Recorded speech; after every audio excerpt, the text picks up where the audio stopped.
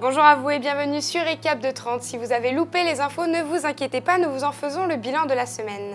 On commence tout de suite avec l'actualité en France. À l'approche des élections cantonales, Jean-François Copé, qui est actuellement maire de Meaux et à la tête de l'UMP, a tenu à rassurer ses électeurs alors qu'on l'interrogeait sur la possibilité d'accession du candidat Front National au second tour cantonal.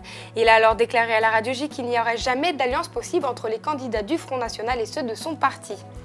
On enchaîne avec l'actualité internationale en Côte d'Ivoire. Amadou Koulibaly, un haut conseiller d'Alassane Ouattara, a accusé la police de recruter des jeunes pour participer à des pillages.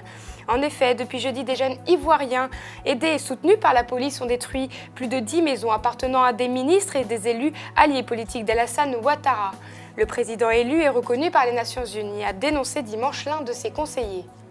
Finance, un chiffre qui satisfait les 54 bénévoles de Bayeux qui se sont mobilisés samedi à l'occasion de la grande collecte nationale dans les supermarchés de l'ouest de la France. Ils ont collecté plus de 4 tonnes de denrées alimentaires et de produits d'hygiène qui iront directement dans les restos bayeuxins afin qu'ils soient redistribués aux personnes en ayant le besoin. Cette année, ces restos ont distribué 17% de plus de repas que l'an dernier, un chiffre qui inquiète ces bénévoles, d'autant plus que le nombre de jeunes et de retraités en difficulté augmente. Continuons avec sport. Dimanche, Teddy Tango a enflammé le Palais Omnisport de Paris avec un nouveau record du monde au championnat d'Europe d'athlétisme en salle avec 17,92 mètres. Pour notre rubrique santé, je vais vous parler des résultats d'une étude faite pour le moins insolite publiée par des chercheurs canadiens concernant l'infidélité. Alors si vous pensiez que les hommes trompaient davantage plus que les femmes ou que les femmes ayant souffert d'amour étaient moins fidèles, vous vous trompiez. D'après les résultats de ces chercheurs, l'infidélité viendrait du ton de votre voix. Pour résumer, si vous êtes une femme et que vous avez une voix aiguë, votre taux d'oestrogène est plus élevé, donc vous êtes plus enclin à l'infidélité, de même si vous êtes un homme ayant une voix grave.